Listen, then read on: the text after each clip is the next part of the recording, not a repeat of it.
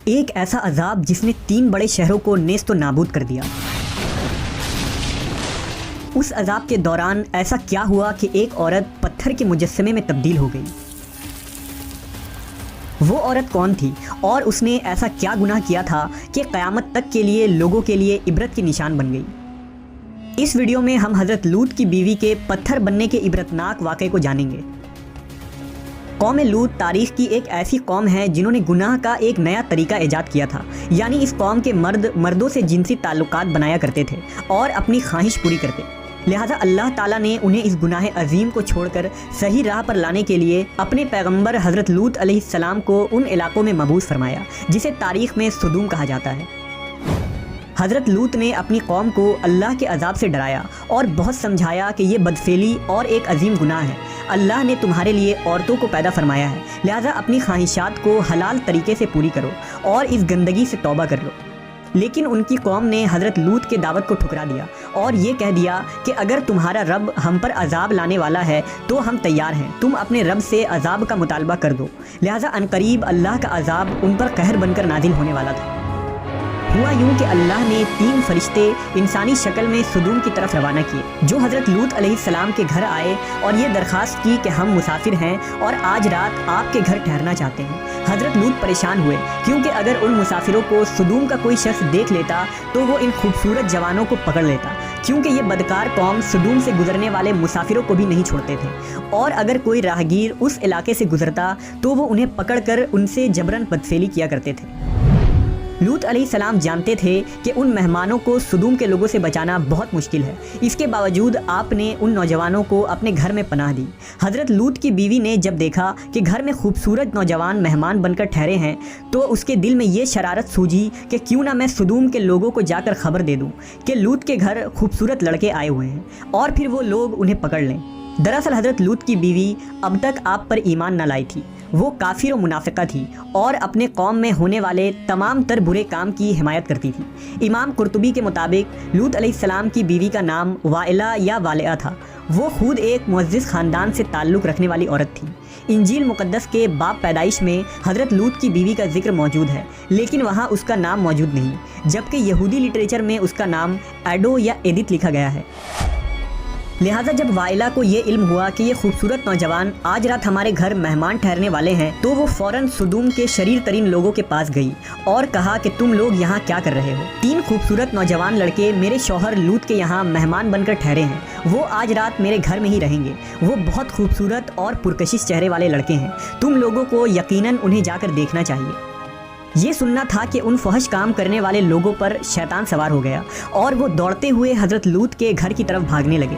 کچھ دیر بعد حضرت لوط کے گھر کے باہر ایک جم غفیر لگا تھا، لوگوں نے ان کے گھر کو گھیر رکھا تھا اور ان لڑکوں کے ساتھ بدفعلی کے ارادے سے دیوار پر چڑھنے لگے تھے۔ کچھ لوگ دروازے توڑنے کی کوشش کر رہے تھے۔ وہ نوجوان لڑکے جو دراصل مقدس فرشتے جبرائیل، اسرافیل اور میکائیل علیہ السلام تھے، انہوں نے حضرت لوط سے کہا کہ آپ فکر نہ کریں، ہم اللہ کی طرف سے بھیجے ہوئے فرشتے ہیں، ان بدکاروں پر جلد ہی عذاب آنے والا ہے، آپ اپنے اہل و عیال کو لے کر اس بستی سے نکل جائیں۔ رات ختم ہونے سے قبل آپ کو ان بستیوں سے نکلنا ہوگا اور نکلتے وقت کوئی شخص بھی پیچھے مڑ کر نہ دیکھے، ورنہ وہ بھی عذاب میں گرفتار ہو جائے گا۔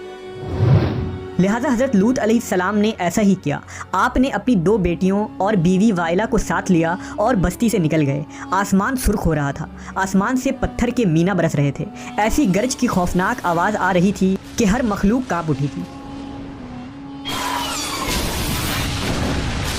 اس دوران حضرت لوط اپنی بیوی، بیٹیوں اور ان فرشتوں کے ساتھ جلدی جلدی قدم بڑھا رہے تھے اور چلتے وقت ان کی نظریں غضب الہی کے ڈر سے نیچے جھکی ہوئی تھی۔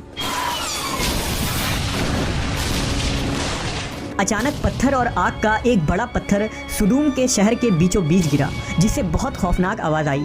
لہٰذا حضرت لوط کی منافقہ بیوی وائلہ جو اپنی قوم کے بدکاروں سے محبت رکھتی تھی، اس نے پیچھے مڑ کر دیکھا اور کہا، ہائے رے میری قوم! اس پر اللہ کے عذاب کا ایک پتھر اس کے اوپر گر پڑا اور وہ بھی ہلاک ہو کر اسی جگہ بت بن گئی۔ आखिर लूत अलैहिस्सलाम की बीवी वाइला ने पीछे मुड़कर क्यों देखा था? ऐसी क्या चीज थी जो उसे पीछे मुड़ने पर मजबूर कर रही थी? दरअसल वाइला के दिल में दुनिया की मोहब्बत बसी हुई थी। वो अपना घर, माल और दौलत और लोगों को पीछे छोड़कर आगे बढ़ रही थी। लिहाजा जब ये सब तबाह हो रहा था उस वक्त उससे रहा न गया और उसने पीछे मुड़कर देख लिया।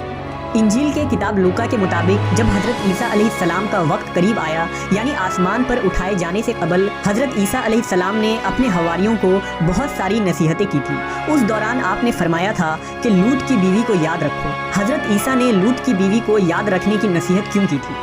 दरअसल एक तरफ हज़रत लूत और नूह अलैहिस्सलाम की बीवी थी जो पैगंबरों की ज़ौजा होने के बावजूद कुफ्र में मुब्तला रही। वहीं दूसरी तरफ फ़िरऔन की बीवी है जिन्होंने खुदाई के दावेदार के महल में रहने के बावजूद ला शरीक माबूद पर ईमान लाकर नजात हासिल किया। लिहाजा अल्लाह ने कुरान मजीद में फरमाया, अल्लाह ताला काफिरों के लिए नूह और लूत की बीवियों को बतौर मिसाल पेश फरमाता है। वो दोनों हमारे बंदों में से 2 सालेह बंदों के निकाह में थी, मगर उन्होंने अपने शौहरों से खयानत की तो वो अल्लाह के मुकाबला में उन दोनों के कुछ काम ना आ सके और दोनों औरतों से कह दिया गया कि जहन्नम में दाखिल होने वालों के साथ दाखिल हो जाओ।